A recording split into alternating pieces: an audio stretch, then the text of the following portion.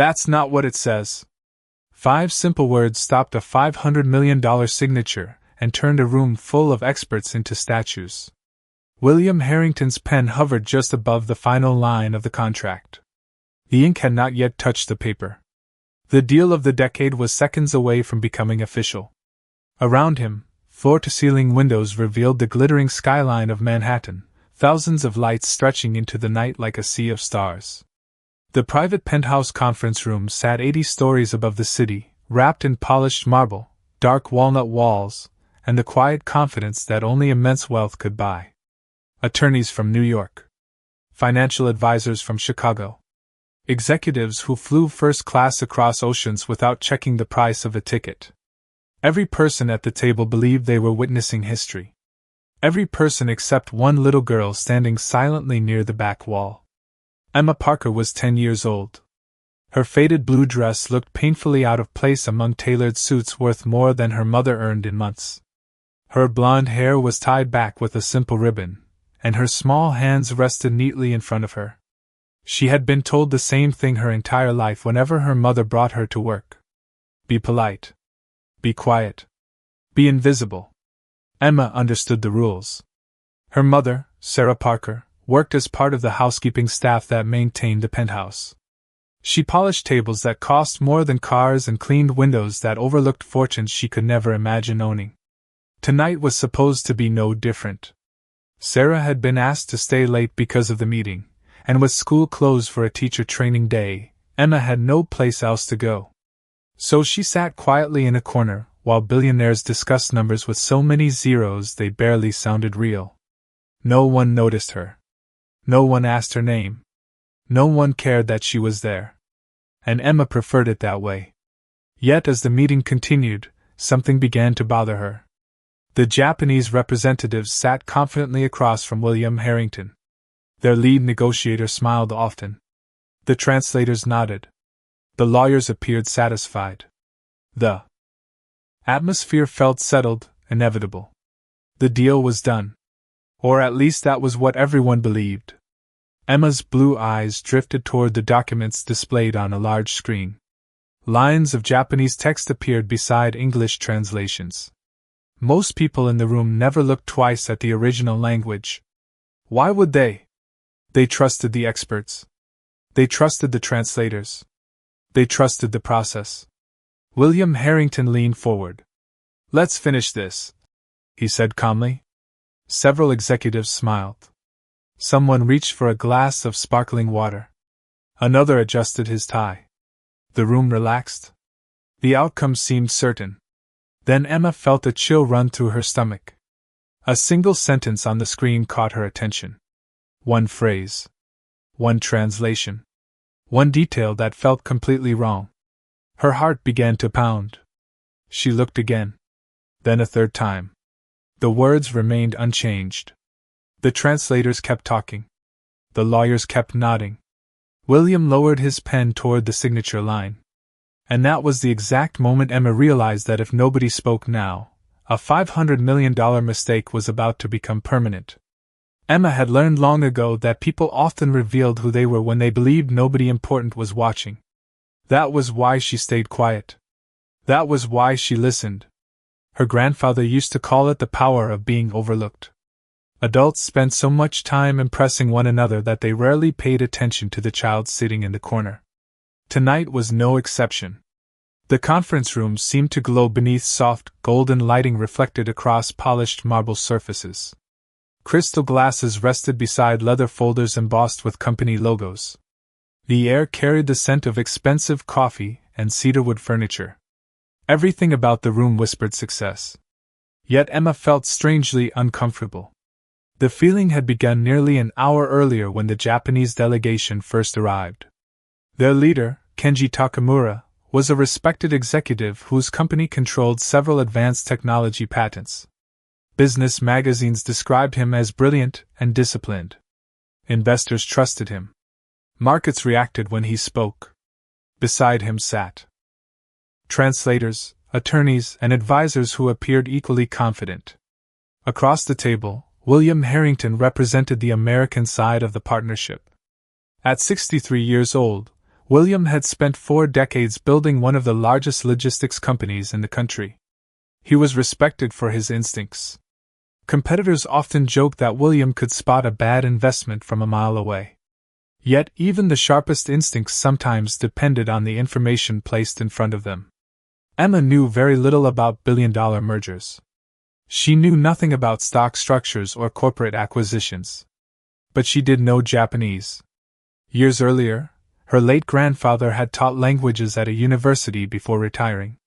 When Emma was 6, he began introducing her to different alphabets as a game. While other children memorized cartoon characters, Emma practiced writing symbols on scrap paper at the kitchen table. What started as a hobby became something much deeper. By 10 years old, she could read Japanese fluently. Her grandfather always smiled whenever she surprised him with a difficult translation. "Language is more than words," he used to say. "Language reveals intentions." That lesson echoed in her mind now. The sentence displayed on the presentation screen continued bothering her. It looked harmless at first glance. The English translation described a temporary licensing arrangement between both companies. The wording sounded routine, safe, predictable. Yet the Japanese version described something far more significant. Emma blinked several times, wondering if she had misunderstood. She quietly reread the sentence in her mind. Then the paragraph before it. Then the one after it. The more she read, the worse the discrepancy appeared. This was not a minor translation issue. One phrase altered the meaning of the entire section. Emma glanced around the room. Nobody seemed concerned. Attorneys reviewed printed documents. Executives checked notes on tablets. The translators appeared calm and composed. William remained focused on the final signature page. Her mother stood near the doorway waiting silently with other staff members. Sarah Parker looked exhausted. She had worked since early morning and was hoping the meeting would end soon. Emma knew the last thing her mother needed was attention. Attention usually brought problems. Emma lowered her eyes toward the carpet. Maybe she was wrong. Maybe there was an explanation she did not understand. These people were experts. They negotiated contracts for a living. Surely someone else would notice if something was wrong. Then she heard one of the translators repeat the same misleading explanation aloud. The words struck her like a cold gust of wind. Emma felt her stomach tighten. Her grandfather had taught her another lesson years ago. If everyone agrees with a mistake, it is still a mistake. William adjusted the contract one final time. The room grew quiet. Several executives exchanged satisfied smiles. The deal that had taken 18 months to negotiate was seconds away from completion. Emma stared at the screen one last time. The sentence remained unchanged. And suddenly she realized that remaining invisible might cost someone everything. The silence in the conference room felt heavier than the skyline beyond the glass. Nobody noticed the tension building inside a 10-year-old girl standing quietly against the wall. The executives remained focused on the deal. The attorneys organized their notes. The translators continued speaking with calm confidence. Everything appeared normal. Yet Emma could not shake the feeling that something was terribly wrong. Her eyes drifted toward one person in particular. Victor Langford sat 3 seats away from William Harrington. Officially, Victor was an independent consultant hired to help facilitate the partnership. He carried himself with the effortless confidence of a man accustomed to being the smartest person in every room. His tailored charcoal suit fit perfectly. His silver watch caught the light each time he moved his wrist. When others spoke, Victor listened with a polite smile that never quite reached his eyes. Throughout the evening, Emma had noticed something unusual about him. Whenever the Japanese documents appeared on the screen, Victor paid closer attention than anyone else. Not nervous attention. Careful attention. As if he were waiting for something specific. Emma remembered the sentence that bothered her. She looked back at the screen. The English translation described a limited technology licensing agreement lasting 5 years. The Japanese text said something very different. It described a transfer of controlling authority under certain performance conditions. The distinction was enormous. One version created a partnership. The other created a pathway to ownership. Emma swallowed hard. She had reread it enough times to remove all doubt. The translation was wrong. Not slightly wrong. Completely wrong. Her heart raced as she searched for another explanation. Perhaps the English summary had omitted details that appeared elsewhere in the contract. Perhaps another clause corrected the discrepancy. She quickly scanned the surrounding paragraphs. Instead, the problem became even worse. Multiple references depended on that single phrase. If the translation was accepted as written, the entire legal meaning shifted. Emma felt the room begin closing in around her. Across the table, Kenji Takamura maintained a calm expression. He appeared relaxed, even pleased. The attorneys beside him occasionally nodded while reviewing their copies. William Harrington glanced toward his chief legal officer. "Everything in order?" he asked. The attorney smiled confidently. "Everything checks out. We are ready whenever you are." Several people exchanged satisfied looks. Someone quietly congratulated a colleague. Another executive whispered about future market projections. They were already celebrating. Emma looked toward her mother. Sarah stood near the entrance with the housekeeping staff. She seemed eager for the evening to end. Emma knew speaking up could create problems. Her mother depended on this job. The Harrington organization treated employees fairly, but embarrassing powerful people during a major corporate negotiation was not exactly a path to gratitude. Her grandfather's voice echoed in her memory. Courage is not the absence of fear. Courage is deciding that truth matters more. Emma lowered her gaze. The words stayed with her. Truth matters more. William opened the signature folder. A thick, cream-colored page rested before him beneath the warm conference room lights. The final signature line seemed almost impossibly small considering the amount of money attached to it. $500 million. Years of negotiations. Thousands of jobs. Entire companies depending on what happened next. William removed the cap from his pen. The faint click sounded louder than it should have. Around the room, conversation stopped. The meeting had reached its conclusion. Emma noticed Victor Langford straightened slightly in his chair. His expression remained calm, but for the first time she detected anticipation. Not relief. Anticipation. The distinction sent another chill through her. William positioned the pen above the paper. The room became perfectly still. Emma stared at the sentence one final time. She knew what it meant. She knew everyone else had missed it. And she knew that if she remained silent now, the opportunity would disappear forever. Emma's pulse hammered in her ears. For a brief moment she considered looking away and pretending she had never noticed anything. That would be easier. Safer. Nobody expected anything from a 10-year-old girl standing beside the housekeeping staff. Nobody would blame her for remaining silent.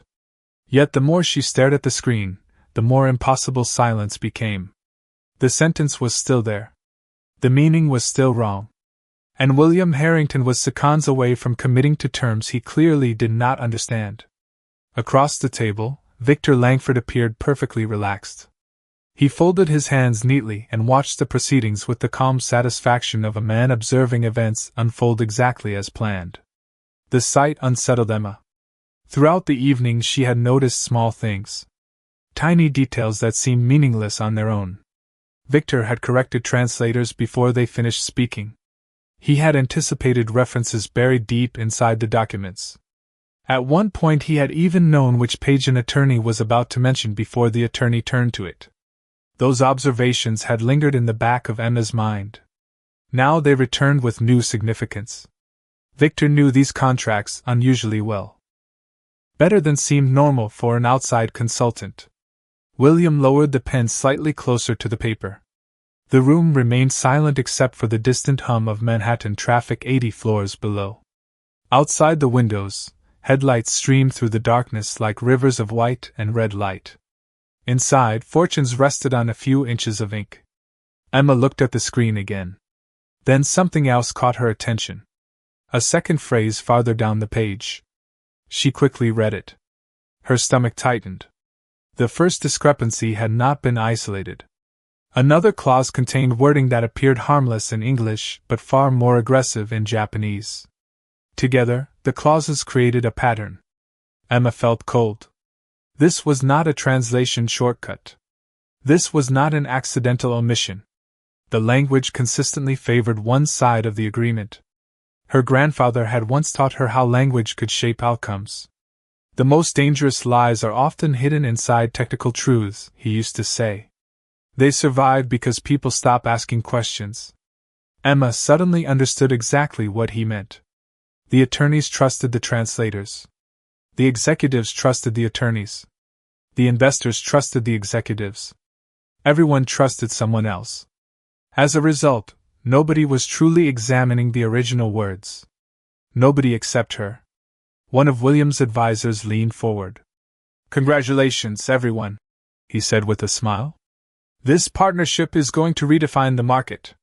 Several people nodded. A few quiet laughs followed. Kenji Takamura responded politely.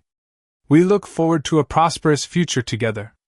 His expression remained composed, but Emma noticed something strange. Unlike Victor, Kenji did not appear eager. If anything, he seemed cautious. Thoughtful. Almost uncertain. The observation confused her. If there was deception in the contract, was Kenji aware of it? Or was someone else manipulating the situation from behind the scenes? Emma could not answer that question. She only knew the words in front of her. William adjusted the signature page again. The pen hovered directly above the line. Sarah Parker noticed her daughter's growing anxiety and gave her a subtle warning glance. From across the room. "Stay quiet. Stay invisible." The message was clear. Emma loved her mother deeply. She understood why Sarah worried. Their lives depended on stability. Their apartment was small. Their savings were limited. Every paycheck mattered. Powerful people rarely appreciated interruptions. Yet another thought rose above all the others. What happens if nobody tells the truth? Emma stared at the contract. Then at William. Then at Victor Langford. For the first time all evening, Victor's eyes briefly met hers. Only for a second. Yet something in that fleeting look made her heart skip. It was not recognition. It was dismissal. The look of a man completely certain that a child could never threaten his plans. And in that instant, Emma made her decision. Emma stepped forward before she could change her mind. The movement was small, barely noticeable at first, yet it felt enormous to her. Her shoes brushed softly against the polished floor. Several people glanced in her direction, confused by the unexpected interruption. William Harrington paused. His pen remained suspended above the contract. The room, which moments earlier had been filled with quiet confidence, suddenly felt uncertain. Sarah Parker's face turned pale. She immediately understood what her daughter was about to do. "Emma," she whispered from across the room, her voice carrying a mixture of concern and warning. Emma heard her mother, but she also heard her grandfather's lessons echoing inside her mind. Truth matters more. Her heart pounded so hard she thought everyone might hear it. Yet when she finally spoke, her voice came out steady. "Mr. Harrington," she said. Every eye in the room shifted toward her. Attorneys stopped writing. Executives exchanged puzzled looks. One translator frowned slightly. William lowered his pen and turned toward the young girl. His expression was not angry. It was simply surprised. "Yes?" he asked politely. Emma swallowed. The room suddenly felt much larger than before. The skyline behind the windows stretched endlessly into the darkness. The executives looked impossibly important. The lawyers seemed impossibly confident. For a brief second, doubt tried to creep into her mind. What if she was wrong? What if she embarrassed her mother for no reason? Then she looked back at the contract displayed on the screen. The words had not changed. The meaning had not changed. The truth had not changed. "I think the translation is wrong," she said quietly. Silence. Complete silence. The reaction was immediate. Several executives blinked in disbelief. One attorney let out a short laugh before quickly stopping himself. Another exchanged an amused glance with a colleague. Victor Langford leaned back slightly in his chair. His expression remained composed, but a flicker of irritation crossed his face. William studied Emma carefully. "What do you mean?" he asked. Emma pointed toward the screen. "That section does not say what everyone thinks it says." A translator cleared his throat. "With respect," he began. "The translation has been reviewed multiple times by certified professionals." Several people nodded. The confidence in the room quickly returned. The explanation sounded reasonable. After all, who would trust a 10-year-old child over experienced experts? Emma felt dozens of skeptical eyes fixed on her. One executive smiled politely. "Sweetheart," he said, "these documents have been examined by some of the best legal teams in the industry." Another advisor added, "Japanese corporate law can be very complex." The implication was obvious. She could not possibly understand what she was talking about. Emma felt heat rise to her cheeks. She wanted to retreat. She wanted to disappear. Yet something else happened instead. The more people dismissed her, the more certain she became. Because nobody was addressing the actual words. They were only defending their credentials. Victor finally spoke. His voice was calm and measured. "Young lady, do you speak Japanese?" Several people smiled. The question sounded harmless, but the tone carried quiet mockery. Victor clearly expected the discussion to end right there. Emma looked directly at him. "Yes," she answered. A few people chuckled softly. Victor smiled. "I see." His confidence seemed almost effortless. "And where exactly did you learn Japanese?" Emma took a slow breath. "From my grandfather." The laughter grew slightly louder around the room. Not cruel laughter. Dismissive laughter. The kind adults sometimes use when they have already made up their minds. Victor folded his hands. "That is very impressive," he said. "But I assure you, the translation is accurate." Emma stared at the screen one more time. Then she looked back at William Harrington. Fear still lingered inside her. So did uncertainty. But beneath both emotions stood something stronger. Conviction.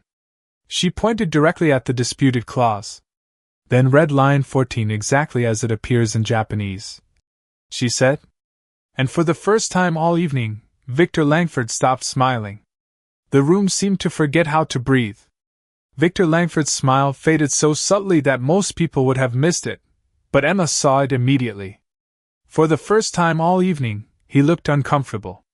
William Harrington noticed it too. The billionaire slowly set his pen down on the table. The simple motion changed everything. What had been a completed deal only moments earlier suddenly became an open question. William turned toward the lead translator. "Read line 14, he said calmly. The translator hesitated. "Mr. Harrington, with respect, the meaning has already been reviewed." William's expression did not change. "Read it anyway." The request sounded polite, but it carried the weight of authority. Nobody argued further. The translator adjusted his glasses and looked down at the original Japanese document. The room grew silent once again. Emma could hear the faint hum of the air conditioning hidden behind the walnut-paneled walls. Outside, the lights of Manhattan continued sparkling beneath the night sky, unaware that a $500 million agreement had just come to a complete stop. The translator cleared his throat and began reading. His voice sounded confident at first. Then something changed. He paused. His eyes moved back to the page. He reread the sentence silently. The confidence disappeared. A faint crease formed between his eyebrows. Several attorneys exchanged confused looks. William leaned forward slightly. "Is there a problem?" The translator did not answer immediately. Instead, he read the sentence again. This time more slowly. The pause stretched longer than anyone expected. Victor shifted in his chair. It was a small movement, but in a room where nobody else seemed to move at all, it stood out. Emma noticed it instantly. So did William. "Well?" William asked. The translator looked up. The wording is more complex than the summary suggests. A ripple of uncertainty moved through the room. One attorney frowned. More complex how? The translator hesitated again. The clause appears to establish conditional authority rights under future performance benchmarks. The room became still. Several executives looked confused. Others looked concerned. One lawyer immediately reached for his copy of the contract. Another opened a laptop and began reviewing notes. William's chief legal officer sat upright. That is not what appears in the English translation. No, the translator admitted quietly. It is not. The atmosphere changed instantly. The confidence that had filled the room all evening began draining away. Conversation stopped. Smiles vanished. Attorneys started comparing documents page by page. Kenji Takamura stared at the contract with visible surprise. Whatever was happening, he appeared to be discovering it at the same time as everyone else. That realization caught Emma's attention. Kenji did not look guilty. He looked alarmed. Victor, however, remained unusually quiet. One attorney turned toward him. Victor, were you aware of this language? Victor answered immediately. Of course not. His response came so quickly that it sounded rehearsed. Another lawyer examined the clause. This creates potential control mechanisms that are not disclosed in the English version. A second attorney nodded. And the language on page 42 references the same structure. Emma felt a surge of relief. They were finally seeing it. The words were speaking for themselves now. No credentials. No titles. No assumptions. Just the actual language. William looked toward Emma. The expression on his face had changed completely. Earlier he had seen a quiet little girl standing beside the housekeeping staff. Now he looked at her as though she had become the most important person in the room. How did you catch this? He asked. Emma swallowed nervously. Dozens of eyes turned toward her once again. Yet this time they were not looking at her with amusement. They were looking at her with curiosity. And somewhere across the room, Sarah Parker stood frozen in disbelief as her daughter quietly pointed toward another section of the contract and said, Because line 14 is not the only place where it happens. Every person in the conference room turned toward the screen. The contract that had seemed settled only minutes earlier was now being examined with the intensity of a crime scene. Attorneys flipped pages. Translators compared paragraphs. Financial advisors abandoned their projections and focused entirely on the language. The atmosphere had transformed from celebration to investigation. Emma stepped closer to the display. Her hands trembled slightly, but her voice remained calm. This section here, she said, pointing toward another paragraph. The English version says the licensing rights remain shared. The Japanese version does not say shared. It says transitional authority. Several attorneys immediately looked down at their copies. One of them read silently for a few moments before his eyes widened. She is right, he said quietly. The statement landed like a stone in still water. Another lawyer examined the clause. Then another. Each discovery led to another question. Each question led to another inconsistency. What had appeared to be isolated translation problems were beginning to reveal a pattern. William Harrington remained silent as he watched the process unfold. His expression grew more serious with every passing minute. Across the table, Kenji Takamura looked increasingly unsettled. He requested a copy of the original Japanese contract and began reviewing it personally. The confidence that had surrounded the deal all evening was disappearing rapidly. Emma continued reading. She translated directly from the screen without hesitation. Her pronunciation was precise. Her pacing was natural. She did not stumble. She did not pause to think. The words flowed as smoothly as if she had been reading English. The room listened in complete silence. Several executives who had laughed earlier now stared at her in disbelief. One attorney slowly removed his glasses and rubbed his eyes as though he could not quite process what he was hearing. Sarah Parker stood near the doorway with tears forming in her eyes. She had always known her daughter was intelligent. She had seen the stacks of language books at home. She had listened to Emma practicing unfamiliar characters at the kitchen table. Yet even she had never imagined witnessing something like this. Victor Langford remained unusually quiet. The confident consultant who had controlled the room earlier now seemed determined to avoid attention. William noticed. So did everyone else. Continue, William said gently. Emma nodded and pointed toward a third section. This paragraph references the authority clause from line 14. The English translation calls it administrative cooperation. The Japanese text says strategic transfer authority. A heavy silence followed. One attorney closed his folder. Another leaned back in his chair. The implications were becoming impossible to ignore. If the agreement had been signed as written, future control over key technologies could gradually shift away from Williams' company through mechanisms hidden inside the original language. Not immediately. Not obviously. But legally. Quietly. Systematically. Kenji Takamura suddenly looked up from the document. I never approved this wording, he said firmly. Every head turned toward him. What do you mean? William asked. Kenji placed the contract on the table. The draft my team authorized contained different language. Significant changes appear to have been introduced during final revisions. The room froze.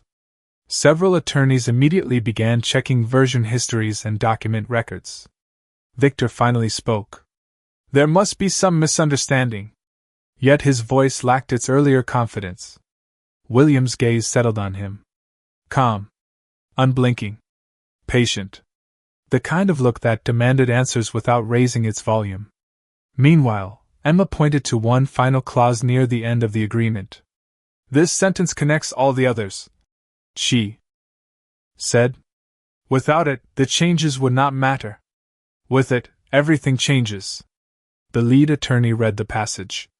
Then he read it again. His face lost color. Slowly, he looked up at William Harrington and said the words nobody in the room expected to hear.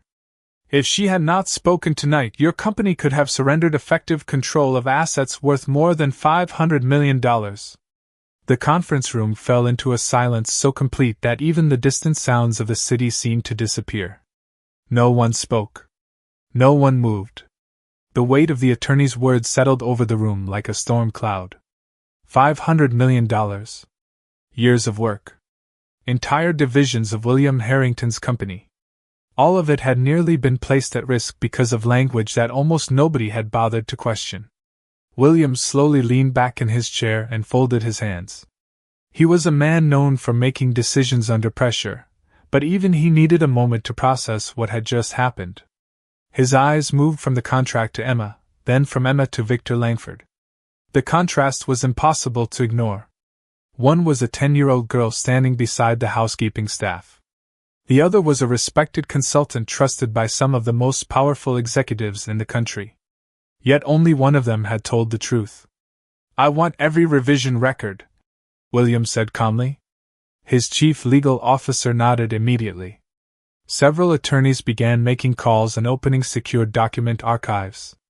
Laptops appeared across the conference table. Screens filled with timestamps, draft histories, and edit logs. The investigation moved quickly. Too quickly for anyone guilty to feel comfortable. Victor attempted a polite smile. William, perhaps we should not jump to conclusions.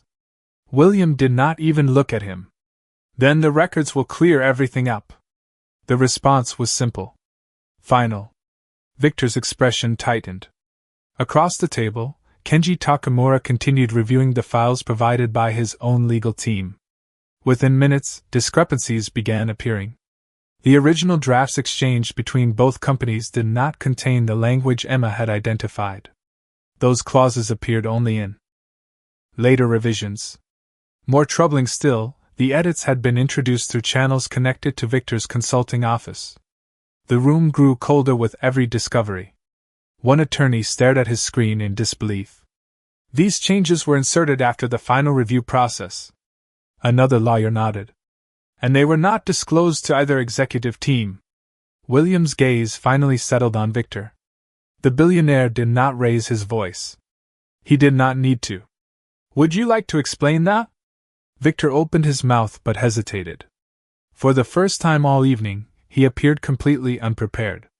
The confidence that had defined him hours earlier had vanished. The document trail was simply too clear. Every new file confirmed the same conclusion. The hidden clauses were deliberate. The translation discrepancies were deliberate. The structure of the agreement had been altered in ways either company had approved. Kenji Takamura slowly removed his glasses and set them on the table. "My company will be conducting its own investigation immediately," he said. His disappointment was obvious. Whatever partnership he had hoped to build had nearly been destroyed by deception. Meanwhile, Emma stood quietly beside her mother. She had not moved much since speaking up. The attention still felt overwhelming. Yet something remarkable was happening around her. The same executives who had dismissed her earlier were now listening carefully whenever she spoke. The same attorneys who had laughed politely were asking questions. Not because she was powerful. Not because she was wealthy. Because she had been right. Sarah Parker looked at her daughter with tears in her eyes. Pride. Relief. Astonishment. All at once. William eventually rose from his chair and closed the contract folder. The sound echoed softly through the room. "This agreement is suspended immediately," he announced. No one objected. No one could. Then he looked directly at Emma. For several seconds he simply stared at the quiet little girl who had saved his company from a disaster hidden in plain sight. And when he finally spoke, his voice carried something nobody had expected from one of the most powerful men in America. Gratitude. "Emma," he said softly, "you may have just saved an empire." 6 months later, the view from William Harrington's headquarters looked exactly the same, but many lives had changed. The skyscrapers still pierced the Manhattan skyline. The markets still opened every morning. Executives still hurried through glass doors carrying coffee and ambition. Yet one story continued to echo through boardrooms, legal departments, and corporate conferences across the country. It was the story of a little girl who refused to stay silent when the truth mattered. The investigation launched that night had uncovered exactly what the attorneys feared. The unauthorized revisions had been inserted during the final stages of document preparation without the knowledge of either executive team. The partnership itself survived, but only after months of careful review and complete reconstruction of the agreement. Kenji Takamura and William Harrington eventually signed a new contract built on transparency rather than assumption. What nearly became a disaster instead became the foundation of a stronger partnership. As for Victor Langford, his professional career quickly unraveled under the weight of the evidence. The business world that had once celebrated him now viewed him very differently. His name gradually disappeared from conference schedules, consulting panels, and industry publications. Meanwhile, Emma Parker returned to what she loved most. She went back to school. She read books. She practiced languages at the small kitchen table in the apartment she shared with her mother. In many ways, she remained exactly the same girl she had always been. Curious. Quiet. Thoughtful. The difference was that the world had finally begun paying attention. One afternoon, a black car arrived outside her school. Sarah Parker worried something was wrong until she saw William Harrington step out holding a simple folder beneath his arm. He was not surrounded by executives or assistants. He came alone. Sitting across from Emma and Sarah in the principal's office, he placed the folder on the table. Inside was a full educational scholarship covering every stage of Emma's future education, from private academic programs to college and beyond. Sarah stared at the papers in disbelief. Tears filled her eyes before she could stop them. Emma looked at the folder, then at William. "You do not owe me this," she said softly. William smiled. "Maybe not," he replied. "But I owe something to the person who reminded me that expertise means nothing if nobody questions assumptions." The scholarship was only the beginning. Inspired by what had happened, William funded a new educational initiative designed to support gifted students from working-class families. The program focused on languages, critical thinking, and problem-solving. Hundreds of students applied during its first year. Many came from backgrounds similar to Emma's. Children who were intelligent, capable, and often overlooked. On the first anniversary of the incident, William invited Emma and Sarah to a formal event celebrating the program's success. The ballroom glittered beneath crystal chandeliers. Business leaders, educators, and community representatives filled the room. Yet when William stepped onto the stage, he did not speak about profits, mergers, or market performance. Instead, he told the audience about a 10-year-old girl standing quietly beside the housekeeping staff who had noticed what everyone else missed. The room rose in applause. Emma felt her cheeks turn red as hundreds of people stood to honor her. Sarah squeezed her daughter's hand. At that moment, Emma remembered her grandfather's words. Language reveals intentions. She finally understood something else as well. The most valuable voice in a room is not always the loudest. Sometimes it belongs to the person everyone overlooked. Sometimes truth arrives wearing a faded blue dress instead of an expensive suit. And sometimes a child standing quietly in the corner can protect something far greater than money. She can remind an entire world that dignity, wisdom, and courage are never determined by status, wealth, or position. They are determined by character. And character can be found anywhere.